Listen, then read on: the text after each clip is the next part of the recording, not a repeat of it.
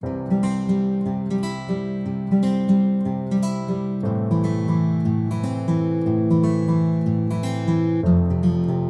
दोस्तों, how are you? क्या हाल चाल हैं आपके? लाजवाब, फर्स्ट क्लास। उम्मीद करता हूं कंटेंट सिलेबस आपका मैक्रो इकोनॉमिक्स का क्लास 12th में बहुत अच्छे तरीके से चल रहा है। ऐसे ही एक और टॉपिक को आज हम अपनी इस वीडियो में डिस्कस करने वाले हैं, और वो ऑब्वियसली आपके सिलेबस में एक मेजर चैप्टर, एक मेजर यूनिट भी है। और जैसा कि आप देख रहे हैं, उस यूनिट का नाम है government budget. Okay, government budget या बजट, ये वर्ड अक्सर आपने अपनी लाइफ में सुना होगा, और क्लास 12th में जब आपका ये सिलेबस है, इस टॉपिक को आप पढ़ रहे हो, आई एम डैम 100% श्योर आपने उससे पहले शब्द के बारे में सुना होगा। बचपन से ही जब से आपने थोड़ा मतलब न्यूज़पेपर या पेरेंट्स की बातों को नोटिस करना, बड़े की लोगों की बातों को नोटिस करना शुरू कर दिया होगा, तो तब आपने ये वर्ड साल भर में अक्सर सुना होगा कि भाई सरकार जो है बजट पेश करने वाली है, आज देश का बजट आ रहा है, आज पता नहीं टैक्स रेट्स का क्या होगा, टैक्स रेट को बढ़ाया जाएगा या कम करा जाएगा, सरकार जो है अपने देश की जनता के लिए कुछ जो फैसिलिटीज हैं, कुछ आपके बेनिफिट्स हैं, वो कितने लेकर आएगी, कितने नहीं लेकर आएगी, इसको लेकर कुछ ना कुछ चर्चा होती रहती है। क्लियर? तो ये जो चर्चा है, ये जो डिस्कशन है कि जो हमारी कंट्री की गवर्नमेंट है वो हमारी कंट्री में खर्चा किस तरीके से करने वाली है, उसका ब्यौरा देना, एक तरीके से उसे बजट कहा जाता है, उसे गवर्नमेंट बजट कहा जाता है, बजट कहा जाता है। आप दोनों वर्ड में से कोई भी इस्तेमाल कर सकते हो। क्लियर? अब देखो प्रोसेस क्या है, रीजन क्या है इसके पीछे। हमारी जो कंट्री, हमारा जो एक देश है, वो एक लोकतांत्रिक देश, एक डेमोक्रेटिक कंट्री है। हम अपने वोट की पावर से सरकार चुनते हैं, सरकार बनती है, और वो सरकार फिर 5 साल के लिए हमारे लिए काम करती है। 5 साल बाद दोबारा इलेक्शन होते हैं। अगर लोगों को काम पसंद आता है तो दोबारा से उसी सरकार को चुना जाता, नहीं तो फिर दूसरी जो सरकार है, दूसरी जो पार्टीज हैं, वो गवर्नमेंट बनाती है। ये प्रोसेस आप भली बात जानते होंगे।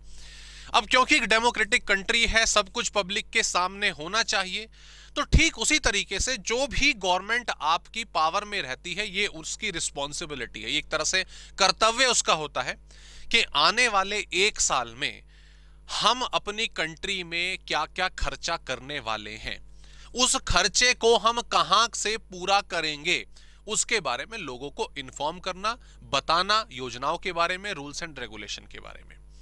प्रोसेस क्या होता है मैं उसके बारे में आपको बता देता हूं। देखो, आप एक अकाउंटेंसी के प्रोसेस से आप भली भांति उसको, उस चीज को जानते होंगे। अकाउंटेंसी क्या है? What is accountancy? अकाउंटेंसी जो हो चुका। क्लियर? एक बिजनेसमैन है, एक छोटी सी दुकान है, एक बहुत बड़ी कंपनी है, वो क्या करते हैं, 1 साल तक अपने बिजनेस को पूरा का पूरा चलाते हैं। हमारा कंट्री में जो फाइनेंशियल ईयर है वो 1 अप्रैल से शुरू होता है और 31 मार्च पे खत्म होता है। तो इस 1 साल के दौरान उस बिजनेस ने, उस फर्म ने, चाहे वो छोटा हो बड़ा हो, कितना पैसा कमाया, कितनी सेल करी, कितना खर्चा हुआ, तो उसका लेखा जोखा तैयार करा जाता है, और एंड में हम देखते हैं कि प्रॉफिट हुआ कि लॉस हुआ। ये अकाउंटिंग होती है, इसको हम क्या बोलेंगे? अकाउंटिंग बोलेंगे। ठीक है, जो हो चुका। ये जब वर्ड आएगा बजट, ओके, बजट वर्ड से समझ जाइएगा, budget is about future, budget is about estimate. जैसे फॉर एग्जांपल आपने अपने घर में डिस्कशन करते हुए देखा होगा, मान लीजिए आपके घर में गाड़ी खरीदनी है कोई। क्लियर? आपके घर में कोई जमीन खरीदनी है या नया घर खरीदना है, तो हमेशा उससे पहले एक सवाल आता है कि बजट कितना है। बजट कितना, कि हम जो एक्सपेंडिचर करने वाले हैं, हम घर खरीदने वाले हैं, गाड़ी खरीदने वाले हैं, उसके लिए हमारे पास एस्टिमेटेड अमाउंट क्या है, हमारा लगभग खर्चा कितना होने वाला है, उस खर्चे को पूरा करने के लिए हम पैसा कहां से लेकर आएंगे। That is what budget. Budget is all about estimation in future, estimation about future.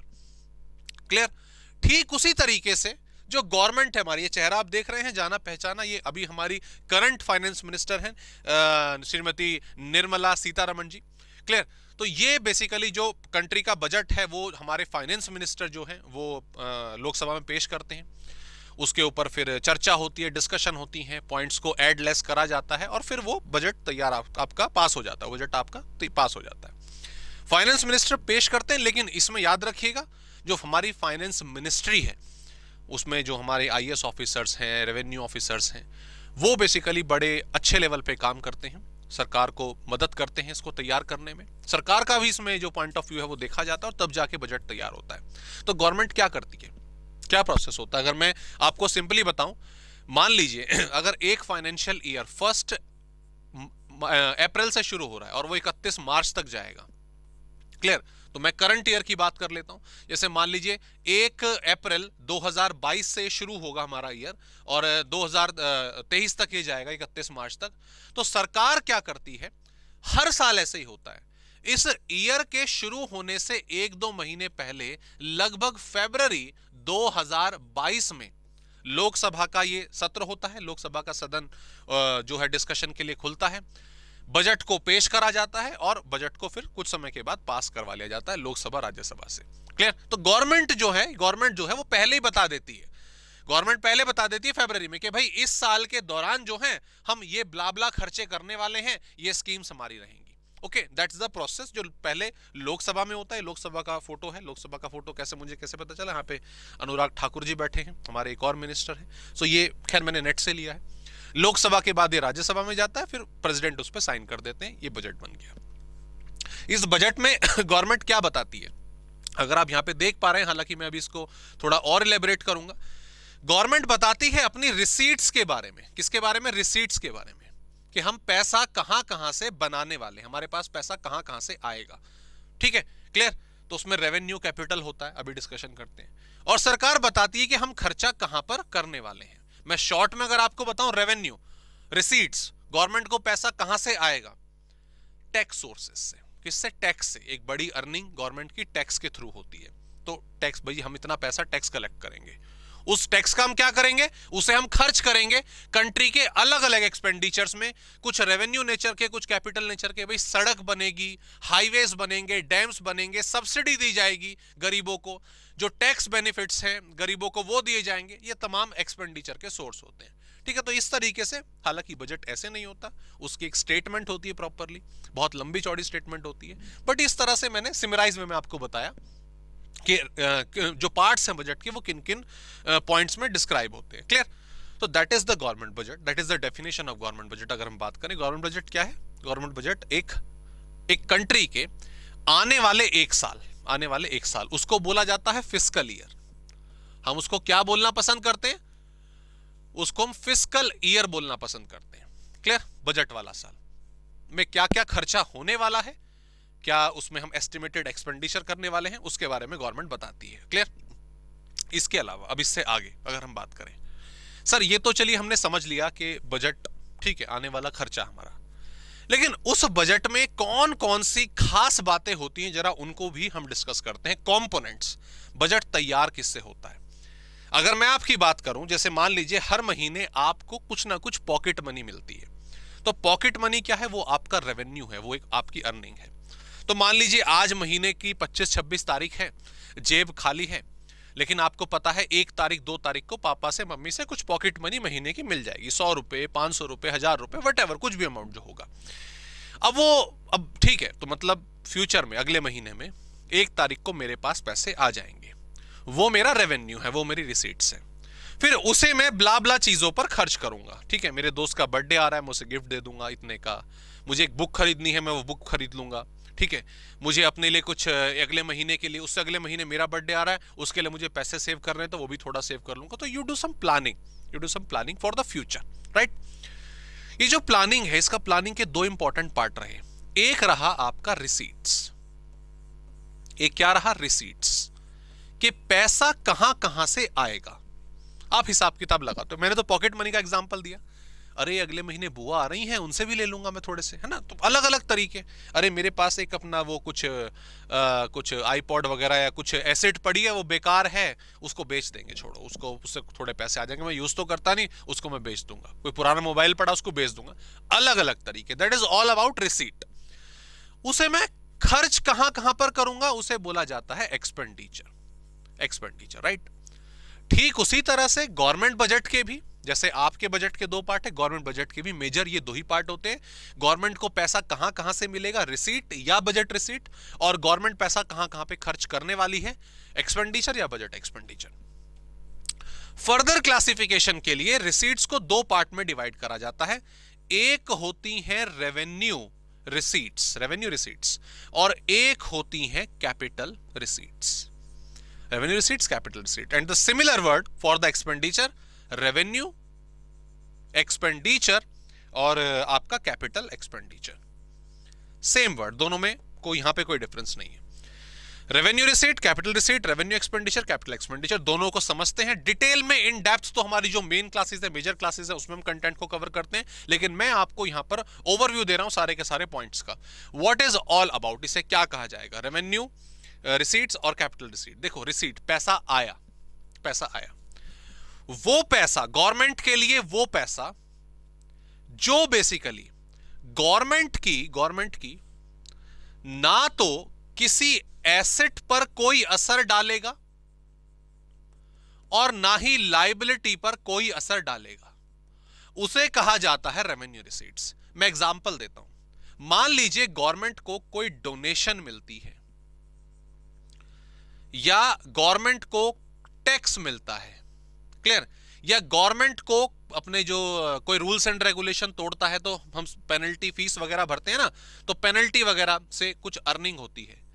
इन सभी चीजों को दोस्तों रेवेन्यू रिसीट्स कहा जाता है, सरकार के लिए रेवेन्यू रिसीट कहा जाता है, क्योंकि इनके कलेक्शन के बदले, डोनेशन के कलेक्शन के बदले, टैक्स के कलेक्शन के बदले गवर्नमेंट को स्पेसिफिकली बदले में ना तो अपनी कोई एसेट देनी होती, ना तो उनकी एसेट पर कोई असर पड़ता है, और ना ही फ्यूचर में ये पैसा वापस करना है। एक तरह से फ्री फंड की, फ्री फंड तो एक्चुअल फंड नहीं होगा, लेकिन हाँ कह सकते हो कि इसके बदले कुछ ऑब्लिगेशन गवर्नमेंट का नहीं है। हाँ, टैक्स गवर्नमेंट कलेक्ट करती है, उसे एक्टिविटीज पर, हाईवेज बनाने पर, आपके इंफ्रास्ट्रक्चर पे खर्च करती है। बट ऐसा तो नहीं ना कि मान लीजिए आपने गवर्नमेंट को 1000 रुपए टैक्स दिया और मैंने गवर्नमेंट को 10,000 रुपए जो है टैक्स दिया, तो ऐसा तो नहीं होता ना कि एक सड़क बनी है तो मैं बोलूंगा नहीं इस पर मेरी गाड़ी ज्यादा चलेगी कि मैंने टैक्स ज्यादा दिया है, आपने 1000 रुपए कम दिया, आप खाली स्कूटर चलाओ, ऐसा नहीं होता ना। गवर्नमेंट ने टैक्स कलेक्ट कर लिया, अब स्पेसिफिकली जिसने दिया उसके लिए कुछ स्पेशल एफर्ट गवर्नमेंट नहीं डालती है। तो ये वो इनकम है गवर्नमेंट की जो, जिसके बदले गवर्नमेंट का कुछ ऑब्लिगेशन राइज नहीं होता। लेकिन कई बार क्या करती है गवर्नमेंट के पास, जब पैसे की कमी पड़ जाती है तो गवर्नमेंट बोरोइंग भी करती है। क्या करती है? बोरोइंग भी करती है, या फिर कोई गवर्नमेंट कंपनी जो है उसको सेल कर देती है कि यार ये हमारी कंपनी घाटे में चल रही है, इसको बेच दो। आपने अक्सर सुना होगा, जैसे LIC है या आपका ONGC है, कोल इंडिया है, इनके कुछ शेयर्स जो है वो गवर्नमेंट बेच देती है कि थोड़ा पैसा आ जाएगा हमारे पास, और वे घाटे में चल रही है, ठीक नहीं चल रही है। तो ये इस तरह की रिसीट्स को कैपिटल रिसीट्स कहा जाता है। बोरोविंग क्या है? गवर्नमेंट ने अगर बोरोविंग कर ली तो इसका मतलब ये थोड़ी कि फ्री में बैठ जाओ, अब ये वापस करना पड़ेगा, लायबिलिटी पर असर पड़ेगा। आपने गवर्नमेंट कंपनी बेच दी, पैसा तो आ गया, लेकिन आपकी एसेट पर असर पड़ा, एसेट चली गई आपके पास। ठीक उसी तरीके से जैसे आपने अपना कुछ मोबाइल या गैजेट वगैरह बेचा था। क्लियर? तो इस बेसिस पर रिसीट्स को दो पार्ट में डिवाइड करा जाता है। रही बात एक्सपेंडिचर्स की, रेवेन्यू एक्सपेंडिचर्स, सेम एक्सपेंडिचर, वही, ना तो एसेट पर कोई असर पड़ता, ना लायबिलिटी पर कोई असर पड़ता सरकार की। कैसे सर? इसका मैं सिंपल सा एक एग्जांपल आपको दूंगा, वो है सब्सिडी। आप सब्सिडी से समझ जाएंगे। गवर्नमेंट जब सब्सिडी देती है, सब्सिडी देने के बदले, हालांकि सोशल पॉइंट ऑफ व्यू के हिसाब से सब्सिडी देनी चाहिए, है ना, जो गरीब है, जिनका अर्निंग सोर्स कम है, उनको सब्सिडी देनी चाहिए, ठीक है। और उस पर अलग अलग डिस्कशन हो सकती है कि कितनी देनी चाहिए, कितनी नहीं देनी चाहिए, वो एक अलग मसला है। बट द थिंग इज, जब गवर्नमेंट सब्सिडी देती है, सब्सिडी देने के बदले गवर्नमेंट को स्पेसिफिकली कुछ नहीं मिलता। ये ना तो एसेट पर इनका कोई असर पड़ता, ना लायबिलिटी पर असर पड़ता, ठीक है। बट गवर्नमेंट को करना पड़ता। एक समझ लीजिए जैसे आप मंदिर में दान दिया आपने किसी को, ठीक है, मंदिर में एक चिट्टा आपने डोनेशन दे दी, मंदिर के लिए, मस्जिद के लिए, कहीं पर भी आपने डोनेशन दी, उस डोनेशन के बदले आपको कुछ नहीं मिलता, है ना, दुआएं मिलती हैं, वो एक बात अलग है, बट कोई एसेट लायबिलिटी का बेनिफिट नहीं होता। क्लियर? तो ये जो खर्चे होते हैं गवर्नमेंट को, जो करने पड़ेंगे, कहीं बाढ़ आ गई है ना, फाइनेंशियल हेल्प देनी पड़ेगी ना, इन सब खर्चों को, ऐसे खर्चों को, और भी बहुत लंबी चौड़ी लिस्ट है, उन्हें रेवेन्यू एक्सपेंडिचर के नाम से जाना जाता है। दूसरी तरफ जब मैं बात करूं कैपिटल एक्सपेंडिचर की, यस, ये वो खर्चा जिससे गवर्नमेंट की कुछ एसेट्स क्रिएट होंगी। जैसे गवर्नमेंट मान लीजिए इंफ्रास्ट्रक्चर पे कुछ खर्चा करती है, रोड्स, फ्लाईओवर, डैम वगैरह बनवाती है। ऐसे ही कुछ प्लांट एंड मशीनरी गवर्नमेंट खरीदती है, कुछ लैंड एंड बिल्डिंग गवर्नमेंट जो है क्रिएट करती है। तो ये सब वो खर्चा है कैपिटल एक्सपेंडिचर जो गवर्नमेंट के लिए इन रिटर्न कुछ लेकर आता है। तो सरकार को हर बजट में यही बताना होता है, ये ब्यौरा देना पड़ता है। हमने सरकार को टैक्स दिया, मैंने बोला ना डेमोक्रेटिक कंट्री है, ओपन होना चाहिए जितना हो सके। हमने सरकार को टैक्स दिया, सरकार को टैक्स कलेक्ट हुआ मान लीजिए 20 लाख करोड़ का, तो सरकार ये बताए कि जो 20 लाख करोड़ हमने आपको दिया है उनका खर्चा कहां कहां हो रहा है, रेवेन्यू में कितना हो रहा है, कैपिटल में कितना हो रहा है। इवन गवर्नमेंट उसके अंदर जाके भी बताती है कि सब्सिडी इतनी दी है, फाइनेंशियल एड इतनी दी है, इंफ्रास्ट्रक्चर पे इतना खर्च होगा, नई कंपनीज पर इतना खर्च होगा, तो गवर्नमेंट वो भी डिटेल में बताती है। Clear? So that is the outlook of the budget. एक कंपोनेंट जो कंटेंट हमें दिखाई देता है वो ये बजट है। ठीक है, अब एक और सवाल इसमें आता है कि सर ये होता क्यों है, ऐसे चलने दो ना, बजट बनाने की जरूरत क्या है, टैक्स कलेक्ट हुआ और सीधी सी बात है अपना काम करवाते रहे साथ साथ। पर्पस क्या है, why we discuss about budget every year? उसके लिए सरकार तक जाने की जरूरत नहीं है, उसके लिए अपना घर देखिए। आप घर में एग्जांपल देखिए, घर में हमेशा कुछ ना कुछ एक अर्न्ड अमाउंट हर महीने कुछ ना कुछ आता है, एंड यस जब वो अर्न अमाउंट निकल कर आता है, क्लियर, तो इमीडिएट बेसिस पर सारी कैलकुलेशन हो जाती है। जैसे मैं मम्मी की बात करता हूं, ठीक है, जैसे मान लीजिए हमें से अगर जो हमारी मदर वर्किंग भी है तो भी, अगर मदर हमारी वर्किंग है तो डबल शिफ्ट में वो घर भी संभालती हैं और क्या नाम है ऑफिस भी संभालती हैं। तो मदर जो है हमारी, हम वर्ड एक यूज करते हैं वो हाउस वाइफ है जैसे, ठीक है, तो हाउस वाइफ मैं वर्ड नहीं मानता, मैं उसको बहुत गलत वर्ड मानता हूं। हमें बोलना चाहिए हाउस मैनेजर, वो मैनेज कर रही है हाउस को। ये एक डेजिग्नेशन है बहुत इंपॉर्टेंट। अगर घर में हाउस मैनेजर ना हो तो समझ जाइए बहुत चीजें खराब होंगी। So she is a house manager. अब मान लीजिए जो पापा हैं वो कुछ अर्निंग लेकर आए और उन्होंने मम्मी को क्या नाम है, फॉर एग्जाम्पल मैं ज्यूम कर रहा हूं 20,000 रुपए दे दिए। विद इमीडिएट कैलकुलेशन मम्मी बिल्कुल कैलकुलेट कर लेती हैं, इतने की ग्रोसरी आएगी, इतने में कोई कैपिटल एसेट आएगी, इतना बच्चों की एजुकेशन पे खर्च होगा, इमरजेंसी के लिए मुझे ये अमाउंट रखना है। विद इन सम मोमेंट ये पूरी कैलकुलेशन हो जाती है। हिसाब किताब रखना बहुत जरूरी है। अब 20,000 रुपए आ गए, मम्मी ने हिसाब किताब नहीं रखा, आप आए आपने 15,000 रुपए मांग लिए, बुक्स के लिए 15,000 रुपए चाहिए। अरे भाई बुक्स 15,000 रुपए क्या बात कर रहे हैं, ऐसे थोड़ी ना होता है, कुछ भी मांग लोगे क्या? तो मम्मी हिसाब किताब रखेंगे ना कि भाई इतना ऐसे नहीं हो सकता, सही बताओ कौन सी बुक है, या गैजेट खरीदना तो कौन सा गैजेट है, अगर अभी इस महीने नहीं, इस महीने पैसे नहीं, अगले महीने खरीदना, ऐसा होता ना। तो हिसाब किताब बहुत जरूरी है। और उससे क्या होता है कि आपके घर के जो एक्सपेंडिचर्स हैं, जो फाइनेंशियल सिचुएशंस हैं, वो मैनेज हो जाती हैं, कंट्रोल्ड हो जाती हैं। यही चीज कंट्री में चाहिए। कंट्री की अगर मैं बात करूं, मैं मेजर ऑब्जेक्टिव्स की बात करूं बजट की, तो सबसे पहला जो मेजर ऑब्जेक्टिव निकल के आता है बजट से वो होता है रीडिस्ट्रीब्यूशन ऑफ वेल्थ। ये सबसे मेजर ऑब्जेक्टिव बेसिकली बजट का होता है, रीडिस्ट्रीब्यूशन ऑफ वेल्थ। कैसे? टैक्स और सब्सिडी की सहायता से, टैक्स और सब्सिडी की हेल्प से। अगर मैं बात करूं रिच क्लास पुअर क्लास, हम जानते हैं इनइक्वालिटी हमारी कंट्री में बहुत ज्यादा है, तो गवर्नमेंट क्या करती है, जो टैक्स है वो रिच क्लास पे लगाती है, ज्यादा रेट रखती है। जो आपके क्या नाम है पुअर पीपल हैं उन पर टैक्स फ्री कर देती है, उनको कई फाइनेंशियल फैसिलिटीज देती है, सब्सिडी देती है। तो इस इनइक्वालिटी को, इस गैप को कम करने की कोशिश करी जाती है। यह सबसे पहला मेजर ऑब्जेक्टिव होता है हर बजट का। इसके अलावा अगर मैं बात करूं रिडिस्ट्रीब्यूशन ऑफ वेल्थ हुआ, इसी को सपोर्ट करता हुआ होता है reallocation of resources. Reallocation of resources होता ना आपके साथ भी, जब कई बारी आपको किसी सब्जेक्ट को पढ़ने में ज्यादा समय देना पड़ रहा है, ठीक है, आप सही से समझ नहीं पा रहे हैं, you take a help, you divert the resource, you divert the time, कि चलो दूसरा टाइम करो, पहले उसको सिलेबस को खत्म करते हैं, इस पर बाद में आएंगे। तो आप क्या करते हो, आप अपने रिसोर्स को रीएलोकेट करते हो। What is your resource? Your resource is time. अरे यार इस सब्जेक्ट में भी टाइम लग रहा है, पहले दूसरा कवर करते हैं, उसको सिक्योर करते हैं, राइट? गवर्नमेंट भी ऐसा करती है। जहां पर पिछले साल इन्वेस्टमेंट करी थी गवर्नमेंट ने, जहां पिछले साल बेनिफिट दिया था गवर्नमेंट ने, जो पॉलिसी पिछले साल बनाई थी गवर्नमेंट ने, वो सक्सेसफुल नहीं हो रही है। अरे छोड़ो ना, फिर इसमें रिसोर्स क्यों लगाना, फिर दूसरे में लगाते हैं, किसी दूसरे ऑप्शन को देखो। ये बहुत जरूरी चीज है। इट्स ऑल अबाउट, जो माइक्रो इकोनॉमिक्स में सबसे पहला चैप्टर पढ़ते हैं, economics, what is economics, what is economizing of resources, वही चीज है, और वही एलोकेशन ऑफ रिसोर्सेज, वही वर्ड उठ के आ रहा है। Clear?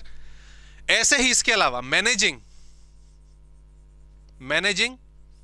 PSUs, public sector enterprises, ये बहुत जरूरी हो गया और आजकल तो बहुत हमारी करंट गवर्नमेंट इस चीज पे बहुत फोकस कर रही है। पीएसयूज, पब्लिक सेक्टर अंडरटेकिंग, जो पुराने समय से हमारी सरकारी कंपनियां चलती आ रही हैं, घाटे में चलती आ रही हैं, लोग काम करके राजी नहीं हैं, गवर्नमेंट ने खबर लेनी शुरू कर दी है, कह रहा काम करो, प्रॉफिट में कन्वर्ट करो, नहीं तो कंपनी बेच देंगे, तुम्हारी नौकरी भी जाएगी और कंपनी में और लोगों की भी नौकरी जाएगी। तो सीधी सी बात है, मैनेजिंग पब्लिक एंटरप्राइजेस, इसमें पब्लिक सेक्टर एंटरप्राइज, इसमें बहुत आपके नाम आपने बहुत सुने होंगे, जैसे कोल इंडिया है, ओएनजीसी है, सेल है, गेल है, भेल है, ये सारी की सारी कंपनीज पीएसयूज। क्लियर? गवर्नमेंट नजर बना के रखती है कौन सी घाटे में है, किसको सब्सिडी देनी चाहिए, किसको फाइनेंशियल हेल्प देनी चाहिए, किसको नहीं देनी चाहिए। ये काम बजट के जरिए ही होता है। इसके अलावा, ठीक है, सिंपल सी बात, ये तो वर्ड बिल्कुल सिंपल है, एम्प्लॉयमेंट का सोर्स। गवर्नमेंट जब इंफ्रास्ट्रक्चर एक्टिविटीज में पैसा लगा रही है, कई नई कंपनीज, नई फैक्ट्रीज खोल रही है, it's all about creating employment. हमारी कंट्री की पॉपुलेशन हम जानते हैं ज्यादा है, लोगों को एम्प्लॉयमेंट सोर्सेस के जो एक जरिया है वो लगातार मिलता रहना चाहिए। तो ये एक बड़ी चीज मैनेज करी जाती है। And one very important thing, and that is what, reducing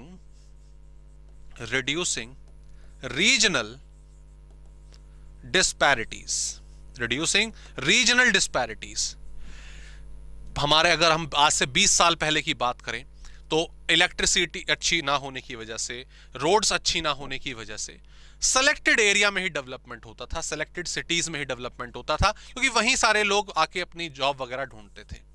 इस चीज को दूर करने के लिए गवर्नमेंट जो है, जो बैकवर्ड एरियाज हैं वहां पर भी पैसा इन्वेस्ट करती है, वहां पे सड़क बनवाती है, इरिगेशन फैसिलिटी क्रिएट करती है, इलेक्ट्रिसिटी फैसिलिटी क्रिएट करती है, ताकि उन एरियाज का भी डेवलपमेंट हो सके। कंपनीज को बेनिफिट दिए जाते हैं कि आइए आप यहां पर इस एरिया में फैक्ट्री स्टैब्लिश करिए, लगाइए, यहां के लोगों को एम्प्लॉयमेंट दीजिए, आपकी इनकम माफ कर दी जाएगी, हम आपको रॉ मटेरियल फ्री में प्रोवाइड करेंगे। ये सब क्या है? That is what reducing regional disparities, जो बैकवर्ड एरियाज है उनको डेवलप करने का तरीका।